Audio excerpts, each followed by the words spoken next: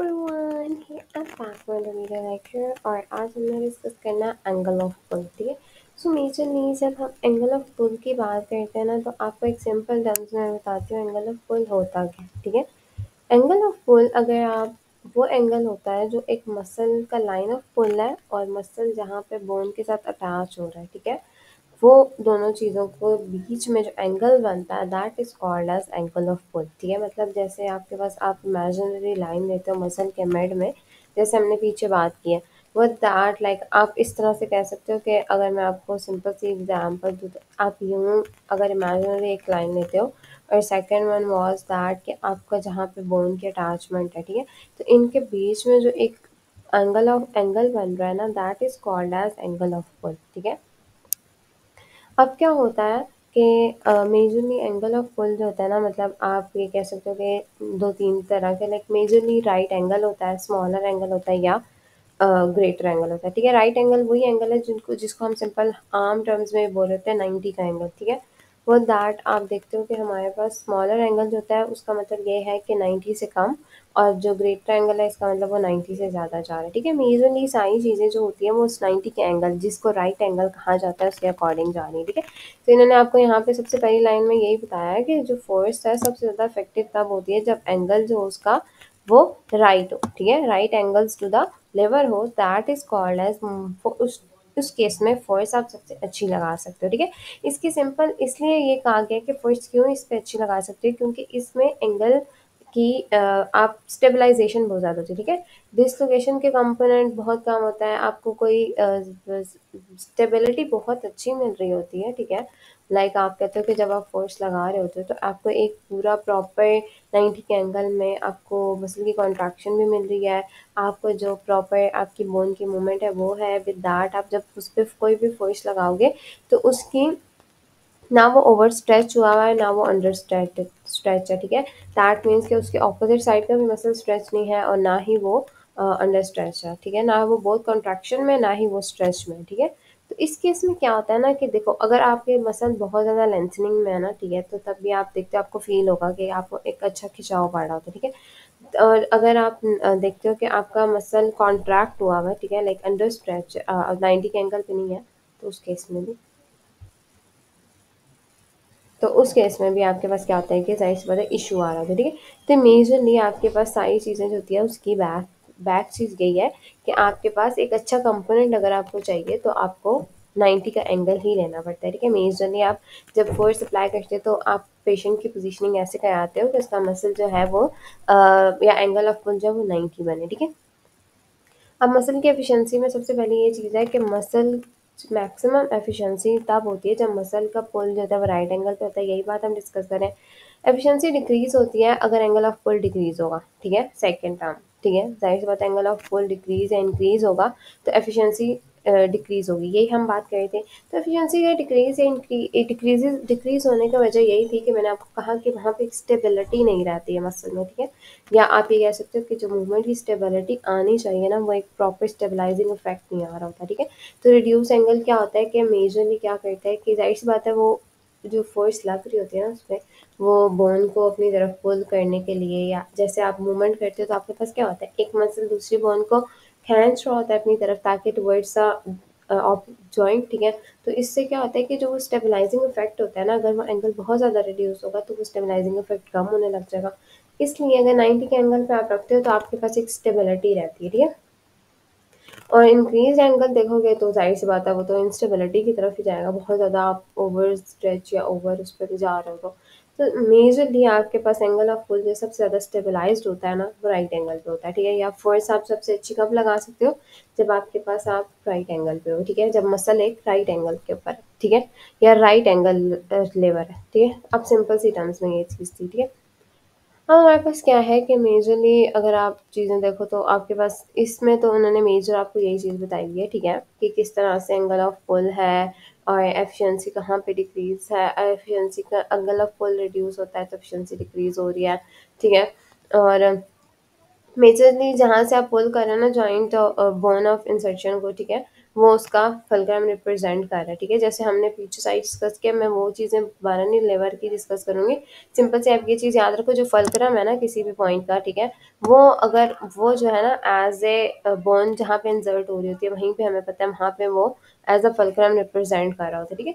तो अगर हम कहते हैं कि हमारे पास बहुत ज़्यादा में स्टेबलाइजिंग इफेक्ट चाहिए, तो उसके लिए हमें 90 का एंगल ही मेजरली रखना पड़ता है, ताकि हमारे पास एक फुट जो है वो कोई स्टेबल रहे, या कोई भी मसल है या कोई भी जॉइंट है या कोई भी मूवमेंट जिस एरिया पे आप अप्लाई कर रहे हो, ठीक है, वो स्टेबलाइज्ड रहे, ठीक है। वो उसकी स्टेबिलिटी हमें चाहिए होती है मेजरली, ठीक है। तो हम सारी चीज़ें जो थी वो यहाँ पे बात करते थे कि हमारे पास कितनी स्टेबिलिटी के साथ आ रही है, that is majorly called as कि हमारे पास कितनी ज़्यादा होना चाहिए, या एंगल क्या होना चाहिए, मेजरली राइट एंगल होना चाहिए, ठीक है।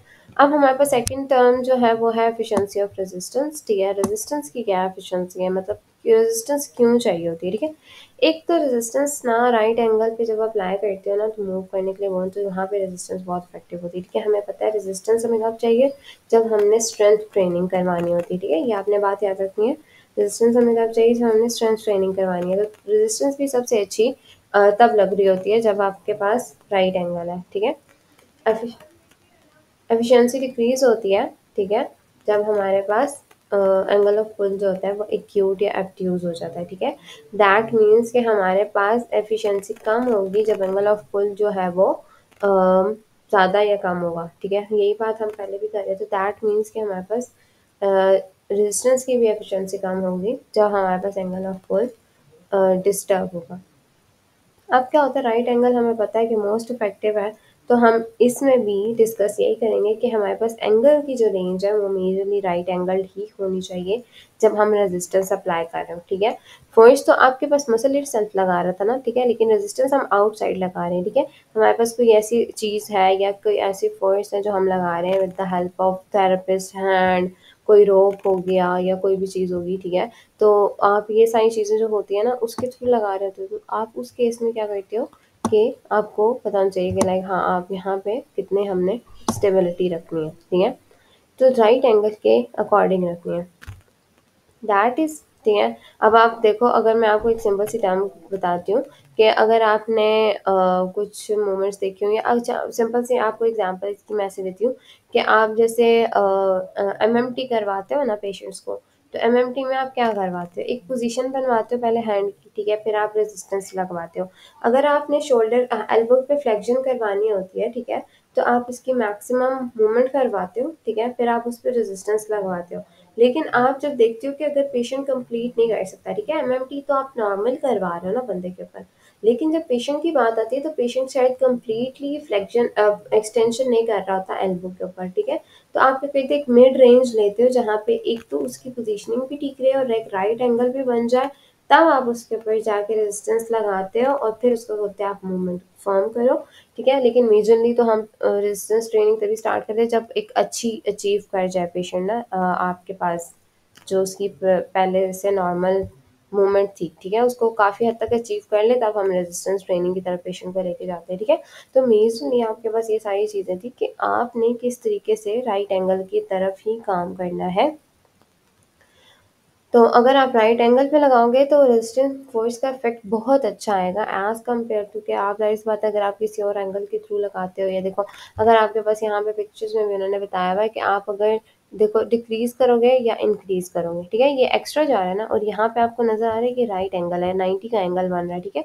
तो जब आपके पास 90 का एंगल बन रहा है तो यहाँ पे आपके पास रेजिस्टिंग फोर्स मैक्सिमम आ रही है, अगर आप यहाँ पे लगाओगे तो आपके पास इफेक्ट ज़्यादा अच्छा आएगा एज कम्पेयर टू जब आप बहुत ज़्यादा इंक्रीज कर दोगे उस एंगल को या बहुत ज़्यादा डिक्रीज कर दोगे उस एंगल को, ठीक है। तो ये सारी चीज़ें कुछ बेसिक नॉलेज है जिसको आपको बैक पे क्लियर करना है ताकि आपके पास चीज़ें क्लियर होती जाए, ठीक है। ये थी मेजरली हमारे पास जो एंगल ऑफ पुल की बात थी, ठीक है। एंगल ऑफ पुल कोई बहुत बड़ी चीज़ नहीं है, सिर्फ आपने ये याद रखना है कि हमारे पास अगर हम इस पिक्चर से देखते हैं, ठीक है, सिंपल से मैं आपको इस पिक्चर से भी बताती हूँ कि हमारे पास एंगल ऑफ पुल क्या है, ठीक है। ये देखो आपके पास मसल अटैच हो रहा है, ठीक है, दूसरी बोन के साथ, ठीक है। ये मेजरली बाइसेप्स की बात होती है क्योंकि हम जब सबसे ज़्यादा एल्बो फ्लेक्शन की बात करते हैं एग्जाम्पल्स में भी, तो ये आपके पास बाइसेप अटैच हुआ है आपके पास, ठीक है। अब क्या हुआ कि बाइसेप जब जाके आपके पास फोrearm में अटैचमेंट देता है, इंसर्शन देता है, तो वहाँ से वो क्या करेगा कि जब उसने एल्बो की फ्लेक्शन करवानी है तो कॉन्ट्रैक्शन करेगा। लेकिन अब आप ये चीज़ देखो कि अगर आप यूं करके, ठीक है, मतलब आप एल्बो को बिल्कुल 90 के एंगल पे नहीं रखते, ठीक है। आप 90 के एंगल पे कैसे रखोगे, सॉरी, आर्म को, ठीक है, आर्म को अगर आप 90 के एंगल पे नहीं रखते और आप बिल्कुल ऐसे चिल सा रिलैक्स सा बाजू रख देते हो, तो आपके पास एक प्रॉपर स्टेबलाइजिंग फोर्स नहीं आएगी, ठीक है। आप जब इसको 90 के एंगल पे रखोगे तो आप अपने आप को भी देखोगे, तो आपके पास रेजिस्टेंस अप्लाई करो अपने दूसरे हाथ से, तो आपको काफ़ी अच्छा इफेक्ट लगेगा जब आपको 90 के एंगल पे रखा जाएगा, एज कम्पेयर टू जब आप आगे या पीछे होके अपने शोल्डर को आगे, जैसे यहाँ पे आपको नज़र आ रहा है कि यहाँ पे रिड्यूस हुआ हुआ है, और या पीछे करके जैसे यहाँ पे बहुत ज़्यादा, मतलब हाथ को आप आगे या पीछे करते हो या आप अपनी बॉडी को आगे पीछे करते हो, तो वो एक एंगल की डिसबैलेंस हो जाता है, ठीक है। ये जो होता है ये क्या करती है कि ये हमारे पास एक डिस्टेबलाइजिंग इफेक्ट दे रहा होता है, ठीक है। तो जो 90 का एंगल होता है ना, वो काफ़ी अच्छी हमारे पास मूवमेंट दे रहा होता है, विद दैट रोटेटरी इफेक्ट बहुत अच्छा आ रहा होता है इस केस में। मसल आपके पास प्रॉपर मूव करेगा, आपके पास जिस बोन को मूव करना है वो भी प्रॉपर मूव करेगी, ठीक है। तो एंगल ऑफ अटैचमेंट, जिसको आप एंगल ऑफ अटैचमेंट कह रहे हो, वो आपके पास 90 डिग्री होगा ना, तो दैट इज मोर स्टेबलाइजिंग, ठीक है। ये आपको सिंपल से उन्होंने इफेक्ट बताई हुई है कि स्टेबलाइजिंग कंपोनेंट इसमें ज़्यादा है, इसमें डिसलोकेटिंग कंपोनेंट ज़्यादा है, लेकिन इसमें 100% परफेक्ट जो है ना हर चीज़ है, ठीक है। ऐसा नहीं है कि मतलब कोई भी चीज़ अप एंड डाउन आ रही है, ठीक है। इसमें स्टेबलाइजिंग इसलिए ज़्यादा है क्योंकि आप बहुत पीछे हो गए और मतलब आपके जॉइंट को कोई इशू नहीं होगा, लेकिन यहाँ पे जॉइंट की डिसलोकेशन के चांसेस ज़्यादा हो सकते हैं, ठीक है। सो मेजरली आपके पास जिस भी पोजिशनिंग में आप जाओगे, स्टेबलाइजिंग कंपोनेंट होना ज़्यादा का मतलब ये नहीं है कि आप यहाँ पे मूवमेंट अच्छी अचीव कर सकते हो, ठीक है। हम यहाँ पे मूवमेंट की बात करें, ठीक है, स्टेबलाइजिंग तो है, ठीक है, लेकिन हमने मूवमेंट भी तो एक स्पेसिफिक अचीव करनी है। इतनी भी स्टेबलाइजिंग इफेक्ट होगा तो मूवमेंट जो होगी, अब जाहिर सी बात है नेगेटिव कंपोनेंट की तरफ जा रहा है, तो इतनी ज़्यादा अच्छे से आप अचीव नहीं कर सकोगे, ठीक है। तो आपको एक 90 का स्पेसिफिक एंगल चाहिए होता है जिसमें आप सिंपल सी मूवमेंट परफॉर्म करोगे और इजीली अचीव करोगे जो आपका आप चाहते हो, पेशेंट से जो इफेक्ट चाहते हो, जो उसके मसल्स को इफेक्ट चाहिए, वो आप इजीली अचीव कर सकोगे, ठीक है। तो मेजरली आपके पास सारी चीज़ें आती हैं। मसल की एफिशिएंसी होगी, ठीक है। फिर हमारे पास सेकंड वन आ गई थी ये आपके पास रेजिस्टेंस की एफिशिएंसी, ठीक है। फिर इसके बाद आ जाते हैं हम पुलिस पे। पुलिस हम इतना डिस्कस कर चुके हैं, एफएससी में भी पढ़ा हुआ है हमने, हर चीज़ पढ़े, हम जल्दी जल्दी इसको गो थ्रू करते हैं, ठीक है। पुले दो तरह के होते हैं, फिक्स्ड और मूवेबल, ठीक है। पुले की सिंपल सी अगर एक एग्जांपल, तो ग्रूव व्हील होता है, ठीक है, रोटेटेड होता है, एक साइड पे फिक्स एक्सिस होता है, ठीक है, दूसरी साइड मतलब एक रोप पास कर दी जाती है उसके थ्रू, ठीक है, और पास अराउंड, ठीक है। एक्सिस जो होता है वो सपोर्ट हुआ होता है कोई भी फ्रेमवर्क या ब्लॉक से, ठीक है। होल स्ट्रक्चर जो होता है वो या तो फिक्स होता है या मूवेबल होता है, ठीक है। वो डिपेंड करता है कि किस किस चीज़ के लिए क्या चाहिए हमें, ठीक है। उनके पास है ना दो टाइप्स, ठीक है। पुलिस की दो टाइप्स हैं जो हम जिसको हमने डिस्कस करना, फिक्स्ड और मूवेबल। फिक्स्ड पुलिस मेजरली जो इनके मेजर की फीचर्स हैं उनमें सबसे पहली चीज़ ये आती है कि जो फिक्स पुले होता है ना, ठीक है, उसकी पोजीशन जो होती है वो फिक्स होती है, ठीक है, वो मूव नहीं करता। मतलब आप उसके लोड के साथ उसको मूव नहीं कर सकते, ठीक है। पुली इटसेल्फ मूव नहीं करेगा, ठीक है। दैट मीन्स पुले जो है वो फिक्स्ड है, ठीक है, और उसको लोड के साथ आप मूव नहीं कर सकते। इसकी अभी मैं आपको बताती हूँ कि ये किस तरह से होता है, ठीक है। विद दैट आपके पास जो सेकंड चीज़ होती है ना इसमें, वो इसका फंक्शन होता है कि ये चेंज करते हैं विद द डायरेक्शन जहाँ पे फोर्स अप्लाई हो रही होती है, ठीक है। सेकंड, थर्ड, इसमें मैकेनिकल एडवांटेज नहीं होता, ठीक है, जिसकी वजह से ये होता है कि एफर्ट जो रिक्वायर्ड होती है ना वो इक्वल टू द कितना लोड लग रहा है, ठीक है, उसी के ऊपर होता है, ठीक है। कोई मैकेनिकल या मशीन का कोई इतना खास एफर्ट जो है ना, मैकेनिकल एडवांटेज आपको मिलता नहीं है, ठीक है। सो मेजरली आपके पास जो फिक्स पुलीज होते हैं ना, वो डायगैस्ट्रिक या मोइड यूज जो स्ट्रक्चर्स है ना आपके पास, वो सिमिलर एक्ट कर रहे होते हैं आपकी बॉडी के अंदर, ठीक है। अच्छा, अब हम इस चीज़ को बिल्कुल एक साइड पे करते हैं, ठीक है, और मैं आपको एक पिक्चर्स दिखाती हूँ कि लाइक हमारे पास किस तरह से, ठीक है। फिक्स पुल आपको यहाँ पे नजर आ रहा है, पुले जो है वो फिक्स्ड है, यहाँ पे आपको नजर आ रहा है, ठीक है। अब लोड जो है वो एक साइड पे लोड अप्लाई हो रहा है और सेकंड साइड पे हमारे पास फोर्स अप्लाई हो रही है, ठीक है। दैट मीन्स कि आप ये पुले इटसेल्फ फिक्स्ड है, पुले मूव नहीं कर रहा, लेकिन हमारे पास जो लोड है एक साइड पे और फोर्स एक साइड पे। अब यहाँ पे क्या है, मूवेबल है, ठीक है। पुली जो है वो आपके पास मूव करेगा, ठीक है। वो दैट आपके पास लोड जो है वो हमारे पास एक साइड पे, या आप कहते हो कि मिड वाले रीजन पे, फोर्स जो है वो अपोजिट साइड पे लग रही है। अच्छा, अब हमारे पास क्या होता है, इसमें पुली मूव कर रहा है, हमने कहा लोड के साथ साथ, ठीक है। जाहिर सी बात है लोड के साथ अटैच हुआ है, लोड इसी के साथ अटैच है। इसका फंक्शन क्या होता है कि एफर्ट को रिड्यूस कर देता है, ताकि आप इजीली किसी ऑब्जेक्ट को या किसी लोड को उठा सको, ठीक है। वेट को ना रोप के डिफरेंट सेगमेंट्स पे, मल्टीपल सेगमेंट्स पे ना आपको डिवीजन दे देता है, ठीक है। अब क्या होती है, जैसे सस्पेंशन एक्सरसाइज आपने परफॉर्म करते हुए देखा है लोगों को, जैसे थेरा बैंड के थ्रू या कोई इलास्टिक बैंड के थ्रू, जब कोई आप रेजिस्टेंस एक्सरसाइज किसी पेशेंट को परफॉर्म करवाते हो। अगर आपने अभी नहीं भी देखा तो आप एक चीज याद रखो, जैसे जिम में आपने कभी किसी को देखा हो कि आप ना किसी भी इक्विपमेंट, किसी रोप के थ्रू, या आप कहते हो कि किसी भी कोई भी ऐसा ऑब्जेक्ट जिसको वो जोर से खींच रहे होते हैं, ठीक है। बहुत ज़ोर से खींचते हैं और कोई मूवमेंट्स या एक्सरसाइजेस परफॉर्म करते हैं, ठीक है, सिंपल टर्म्स में। तो दैट इज़ बेसिकली वो एक तो रेजिस्टेंस के ऊपर काम कर रहे होते हैं, वो क्या कर रहे होते हैं कि आपके पास अपनी स्ट्रेंथ को इम्प्रूव कर रहे होते हैं। तो ऐसी एक्सरसाइज को कहते हैं सस्पेंशन एक्सरसाइज, ठीक है। तो वो जो सस्पेंशन एक्सरसाइज जिनका किसी भी चीज़ का यूज़ जो आप कर रहे होते हो, ठीक है, आपके जैसे उन्होंने आपको बताया कि सस्पेंशन एक्सरसाइज में ही आप ज़्यादातर जो हो वो यूज़ करते हो। तो सस्पेंशन एक्सरसाइज में अगर आप यूज़ कर रहे हो इस तरह के पुलिस को, जैसे मूवेबल पुलिस आप बता रहे हो, तो उनमें क्या होता है कि जाहिर सी बात है, अब अगर आप सस्पेंशन एक्सरसाइज परफॉर्म करोगे तो आपके लिए ज़्यादा इफेक्टिव होगी अगर आप कोई रोप या कोई चीज़ किसी चीज़ से यूज़ करते हो। तो ऐसे में ना हमारे पास मूवेबल पुलिस यूज़ हो रहे होते हैं, ठीक है। जब क्योंकि आप क्या कर रहे होते हो कि स्ट्रेंथ दोनों तरफ से मूव कर रहे होते हो आप रोप को, ठीक है। रोप दोनों तरफ से मूव हो रहा है। एक तरफ से क्या होता है कि आप मूवेबल पुले में ना पुले को भी मूव कर रहे हो, लोड को भी मूव कर रहे हो, ठीक है, एक दूसरे के साथ, मतलब जिस हाथ से लोड लग रहा है उधर ही पुले है, ठीक है। वो दैट आप दूसरी तरफ से फोर्स लगा रहे हो, ठीक है। तो इसमें क्या होता है कि पूरी रोप जो होती है वो मूव हो रही होती है, तो आपका पुले जैसे एक्ट कर रहा होता है ना, मतलब मैं आपको सिंपल सी एग्जांपल देती हूँ।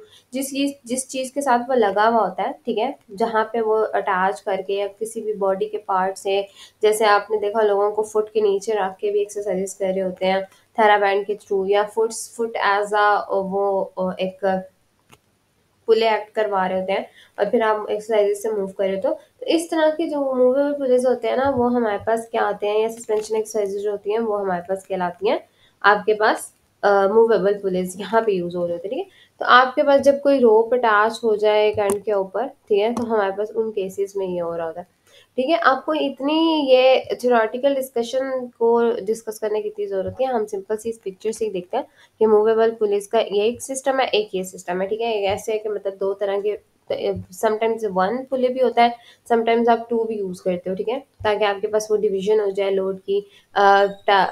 एक में एक सिंगल पुले होता है, एक में टू पुलिस होते हैं, और सिस्टम ऑफ पुलिस इस तरह से आप यूज करके इसको करवा रहे थे। ये भी मूवेबल पुले की ही टाइप होती है, ठीक है, जिसमें एक में एक होता है और एक में दो हो सकते हैं, ठीक है। तो अब आपके पास मैकेनिकल एडवांटेज इसमें आ रहा होता है, ठीक है, आपके पास अच्छा होता है, लाइक आप जितनी एफर्ट लगा रहे हो उससे डबल ही आपको पुलिस जो होती है ना, वो रिक्वायरमेंट जो आपको हो रही होती है वो मिल रही होती है, ठीक है। तो इसमें ये चीज़ होती है अच्छी कि लाइक आप एक तो जितनी एफर्ट लगा रहे हो उससे आपको double mechanical advantage, that means कि जो हमारे पास इस तरह का सिस्टम होता है वो आपको काफ़ी हद तक स्ट्रेंथ ट्रेनिंग में हेल्प आउट करते हैं, आपके पास काफ़ी चीज़ें।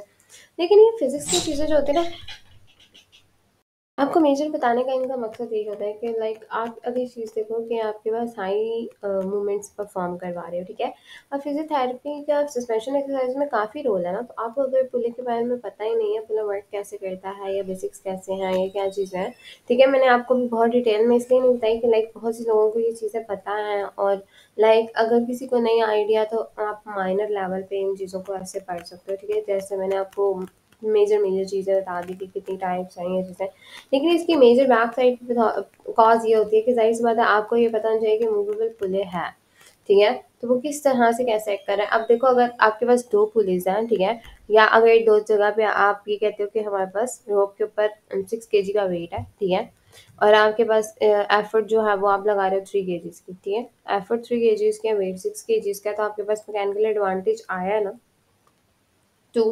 तो इसका मतलब मशीन कोई ना कोई एडवांटेज आपको दे रही है। दैट इज़ बेसिकली कि हम मेजरली अगर कोई मूवमेंट परफॉर्म करना चाहते हैं और एफर्ट आपकी कम लग रही है और उसके आप वेट आपके पास ज़्यादा है और आप इजीली इसको परफॉर्म कर सकते हो, तो आपके पास मूवमेंट जल्दी आप अचीव कर सकते हो, ठीक है।